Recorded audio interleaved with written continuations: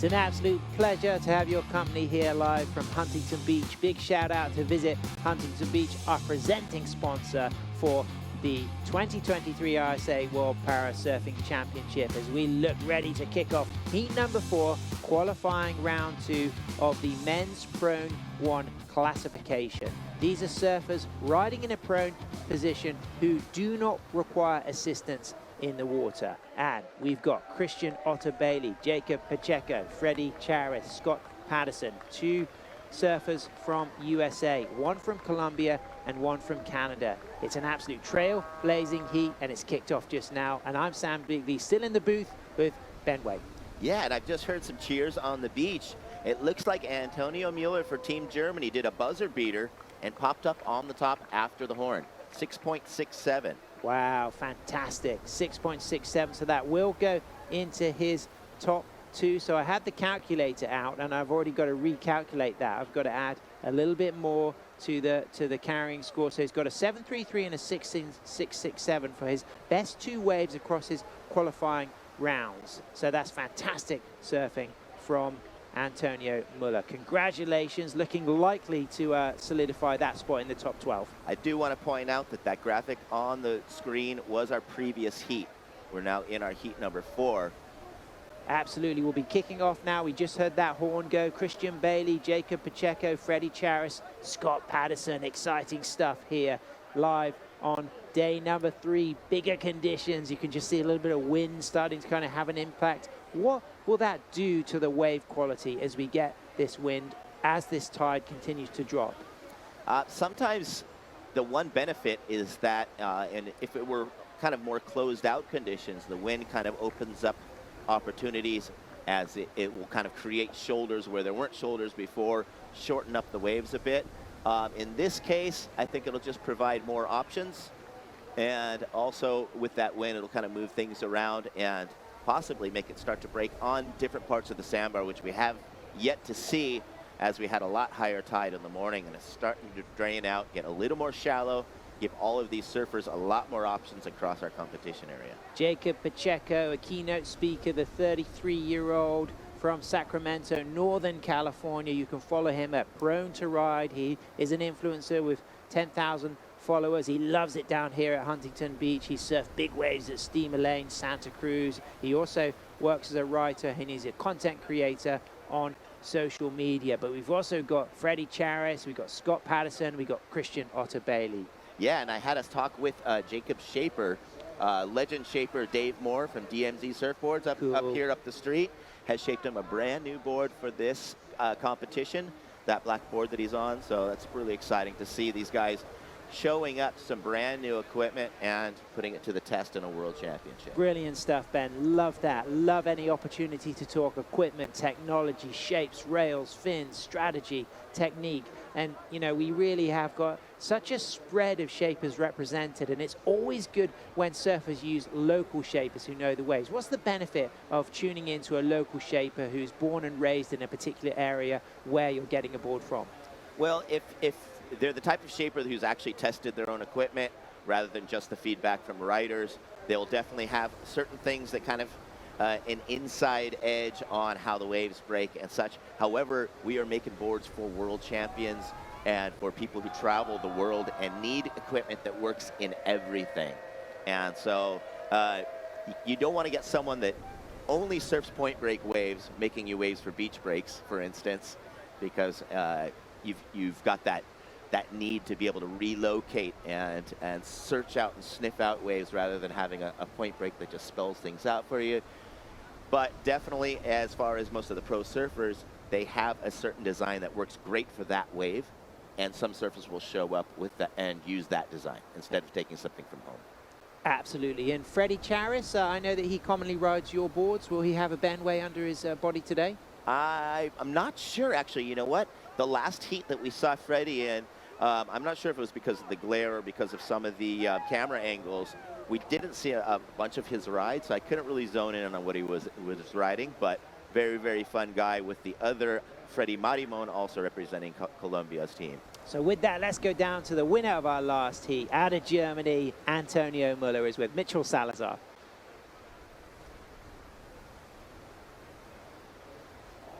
back. First of all, big congratulations, muchas felicidades. It was tough out there. The wind had just picked up. What was it like getting used to these different conditions in comparison to the first few days? Felicidades, las condiciones cambiaron de manera drástica, el viento se puso mucho más fuerte, pero creció bastante el día de hoy. Sí, muchas gracias primero. Y sí, las condiciones han cambiado bastante. Hemos tenido que cambiar la tabla algo más corta, porque tenemos tabla más grande y hoy usamos el 5-1. Pero la verdad es que la ola les faltaba abrir un poco, pero por el resto no nos podemos quejar, la verdad. Pedimos olas, hay olas. A bit closed out there. He had to change his equipment today. It's a 5-1 in comparison to his longer board that he was riding the other day. But he definitely felt that a lot of these waves weren't opening as much as he wanted to. Second question is going to be obviously coming from the Gran Canaria, a place with incredible waves, but very warm in comparison to a lot of the other people are thinking worldwide. What's it been like adjusting to the temperature here in Huntington Beach?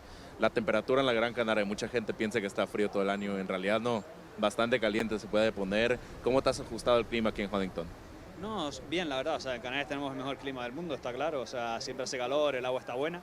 También es verdad que llevamos un mes trabajando en Galicia, hemos ido un poquito de agua más fría, pues sabíamos que venía algo más de frío, acostumbrar al cuerpo y a los hombros a no sufrir tanto.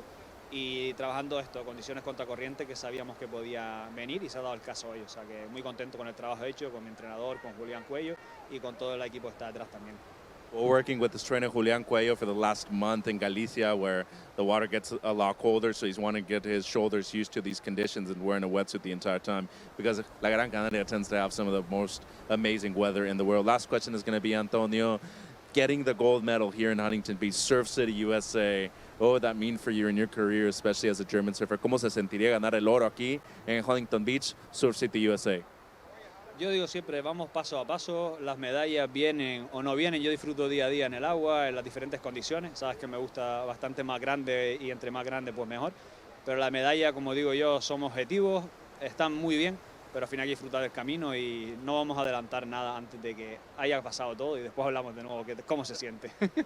Well, first of all, progress isn't linear, and he's got to take it heat by heat, but more importantly, the focus is to always win gold, but we're going to take it one heat at a time. Muchas felicidades y mucha suerte en el resto del evento. Muchas gracias a todos ustedes, gracias a toda la familia, a la gente que está detrás, a mi pareja Melissa, y esperamos seguir estando aquí disfrutando cada momento con ustedes. Y muchas gracias a ti también. Sam, Antonio looking good for the quarters. Wow.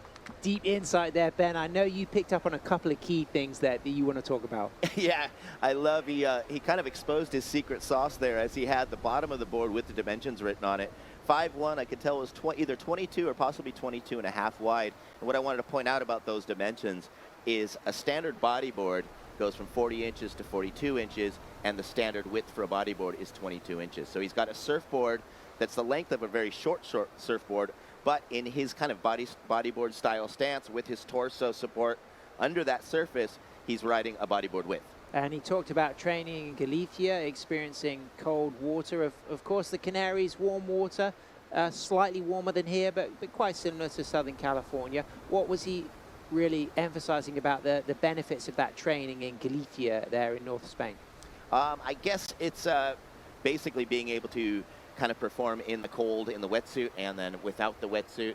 The other thing is also Galicia is known for having that really, really strong Atlantic punchy surf and quite different conditions, a lot of different beach breaks, which help you kind of find around. When you're living in a place where there's a reef, it gets kind of hard to kind of find your way around a beach break. Absolutely, because the beach breaks that the surfers do surf in Gran Canaria, they're pretty close to shore heavy beach breaks, but Galicia has more of that typical spread out A-frames, channels, rip currents, that need for really moving around, as we see Scott Patterson out of Canada there, up and riding, nice couple of turns, checking, speeding, moving both ways. The 2019 winner of the Adaptive Championship in Hawaii from Vancouver, loves to surf out there in Chun's on the North Shore, also keen on his mountain biking. He's going to drop a score. It's been a slow start for the competitors, but it's Scott Patterson out of Canada, looking strong, looking stylish all the way through to the inside, Ben.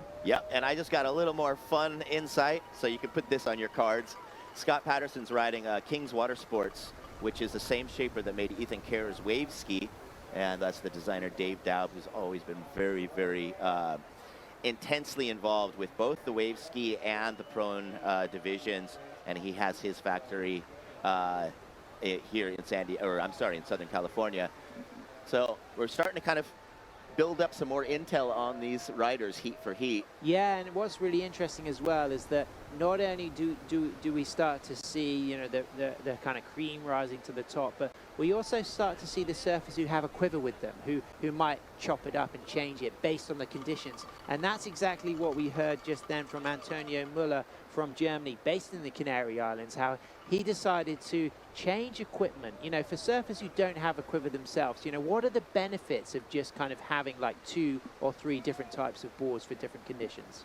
I'd say if you're kind of an entry-level style surfer, it's better not to have those options because you'll never get really used to one board or the other. And it's really important to have one board that is like another extension of your body. You want to have something that feels completely natural, and then you have something else where you can kind of start experimenting outside of that, and you may replace that excellent feeling with something better.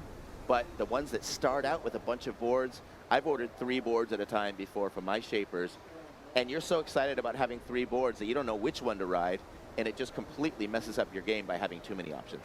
Yeah, so, but obviously some of these surfers, you know, honing in on the fact that for bigger conditions, they might have one design, for smaller conditions, another. As we can see, Team England there, there's Dylan Hounsfield moving through, looks like Team USA watching. Breezy Botchnek. There's Breezy, we saw her on the post-heat interview from Northern California, but currently based down here in Southern California. She said she was doing mission work down here. She put on a great performance, but right now she's hoping that Christian Otter Bailey gets away, because the Otter, 11 medals across silver and gold at previous ISA World Para Surfing Championship, the first para surfer to ride Mavericks and Pipeline, a 6 times national champion, loves steamer lane, likes to ride bat-tail boards.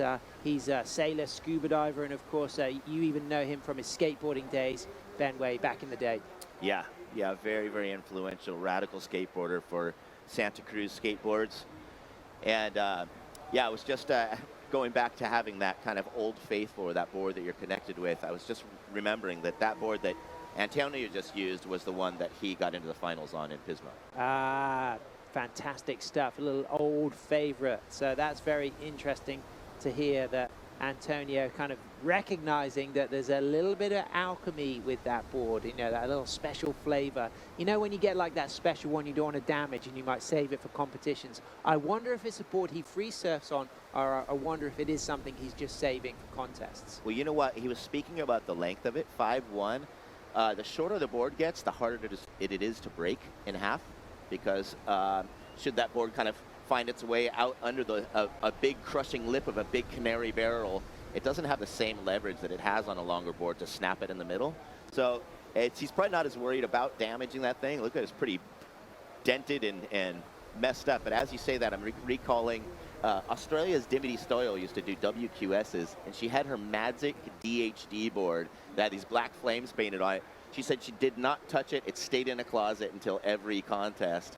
And I had multiple post-heat interviews with her with that, and now she's a famous DJ cruising around with the WSL as a big personality. Yeah, fantastic. As we see Christian Otter Bailey having a look at that wave, he doesn't get another score on the board, but Scott Patterson drops a score. Looks to be something in the 5 range, nearly. It's a 4.83, so a great score for Scott Patterson. And if we look down to his first heat, that's an important carrier for Scott, because he only got a 0.8 in that first heat. So Scott Patterson has finally got his campaign off to a strong start, based out there in Hawaii representing Canada. Scott Patterson looking good, but now up and riding. Is it going to be our surfer Jacob Pacheco from the USA? Takes that drop, dags that rail, takes a fall, takes a tumble, looking to see him pop up for air. He's looking like he's got a single fin under him then. I just saw the one fin. I did see him come up. He looks like he might have gone back down a couple of times,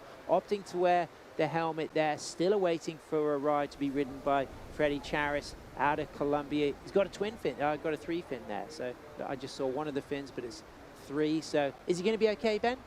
Yeah, it looks like he's fine. Just got a couple. He just knows that there's no point in mounting your board when you could just kind of dip under these things, keep your position rather than getting dragged back with your board out of position. He'll be able to kind of keep his ground if he just keeps popping under these things, swimming. He is getting tugged with his board, of course, a little bit, but there's no point in mounting the board when you see whitewash coming at you. So Freddie Charis from Colombia. A great surf community there on the Caribbean coast of Colombia. He likes to ride Prado Mar, and he's got second in the national championships this year. Of course, he's got Freddie Maramon as his teammate. Freddie Maramon is actually in the Prone 1 division, so sorry, the Prone 2 division. So this is Prone 1, so surfers that do not require assistance. So talk about that relationship between the two Freddies. I mean, Freddie Maramon, you know, he's like a real icon for parasurfing globally and for the emerging parasurf movement out of Colombia. Yeah, there was a good run where he and Davi Teixeira from Brazil were sort of the big faces, the big performers when they were doing their sit division, which has they got reclassified into prone just recently, last couple years. But yeah, huge face for Colombia. Freddie Maramon's like the face of supermarkets. He's in commercials and just a full-on superstar over there. So Freddie Charis showing up with a superstar is pretty darn cool. Yeah, nice to see the Welsh flag there on the beach. Llewellyn Sponge Williams will be coming up later in the Neil division. If I look down the list of things we've got to look forward to, we'll be moving into the women's Neil. So we'll see Victoria Fagey from Canada going for her 5th gold medal in this event. Then we'll move on to that round 2 qualifying with the men's Neil. We're going to have Llewellyn Sponge Williams, Mark Mono Stewart competing, Ibon Origi from North Spain, who's been looking good. And then to close out the day, we'll be moving into men's stand 2 and men's stand 3. So we'll continue to call the action here live for day 3 of the World Parasurfing Championship as we move into the last 3 minutes of this heat, with Scott Patterson carrying a very important score of a 4.83. Jacob drops a 1.5. Christian Otter Bailey doesn't get that wave, so he's carrying some good scores. He got a 6.33 and a 5.57. So if he doesn't get a wave in this heat, he's still got potential to qualify in the top 12. But there's been some strong performances so far from Joel Taylor, Kai Colas, Antonio Muller. And also we've seen a really strong performance from Marcos Tapia. We got that big score from Jonathan Arias from El Salvador, who you got the opportunity to interview because he dropped himself a near perfect 10. It was a 9.83. So Ben, how important was that for the young El Salvadorian going for his own first medal here at the World Parasurfing Champs? Oh, he was so charged up, and great attitude with Johnny anyways, but just really seeing the fruits of his work because as he was mentioning, he's been training all year long. Another funny thing about the one team from El Salvador is they're currently training for winter, I think it's a cross-country ski racing in El Salvador. Wow. No snow in El Salvador, but they have this amazing steel frame thing that Rob Powers, their director, has got them training on and getting them ready for full-on ski racing in Central America. That sounds like a good reason to watch the great film Cool Runnings about the Jamaican bobsled team. And you know what? A special moment yesterday, Nathaniel Bailey nearly won his Prone 2 heat, and I was actually on the post-heat interview, and I was so excited to do the post-heat interview with him. But then there was a buzzer beater, and he didn't get the win. But I'm a good friend of the Wilmot family, who have been at the center of Jamaican surfing and skateboarding in Bull Bay, running their Jamnesa surf camp. Big shout out to the Wilmot family. Chrisana Wilmot, she's a fantastic advocate for female surfers around the world, particularly in the Caribbean. And it's been great to see Jamaica continuing to bring a parasurf team here to this event. As we're looking at the bottom of the screen, look how much the tide has receded in the matter of one heat. This is just amazing. So it's looking like a completely different beach than it did 1 hour ago. One thing I did notice is Freddie Charis from Colombia got himself a score, 1.0, and somehow Freddie always gets his waves off of camera. So he's secretly performing somewhere out here. We'll find him. So Freddie Charis will go into his top 2 because he's got a 2.83 and a 0.97 in his first qualifying round. This is now that second qualifying round, and 12 surfers will advance to round 3. Up and riding right now, Scott Patterson on his second wave. Big steep drop. I could hear Canada cheering for that one. Takes a nosedive. He's got a 4.83. He'll be back out for more if he can get quick into the lineup, because he's only got 40 seconds remaining, so he might recognize the need just to get this one on the inside. He's having a look. He doesn't catch it. 30 seconds remaining. He's got a carrying score of a 4.83. Will it be enough to get himself up into the top 12? Christian Otter-Bailey, he's not got any rides in this heat, but he's already carrying some big scores. What about this from Freddie? Oh, so that's Freddie's wave. That's where he got the 1.0 just for a big drop. As I'm looking at that round nose, that's not the board that I made him. So the board that Freddie had was similar to the design that Ayala and Kayla Wopitz were riding this morning. Well, it looks like we're down into the dying seconds, so Christian Otter-Bailey still with that good performance in qualifying round 1. It won't matter that he didn't get any waves because he's still looking good to get in the top 12. Congratulations, Scott Patterson. You took the heat win, but is it enough to get in the top 12? We'll start to do some maths, and we'll be back very soon for the closing heat of this qualifying round 2. We got Casey Proud, we got Nicholas Gallegos, we got Kengo Nishiyama, and we got Harlem Lewis live from Huntington Beach for the continuation of day 3 at the ISA World Parasurfing Championship.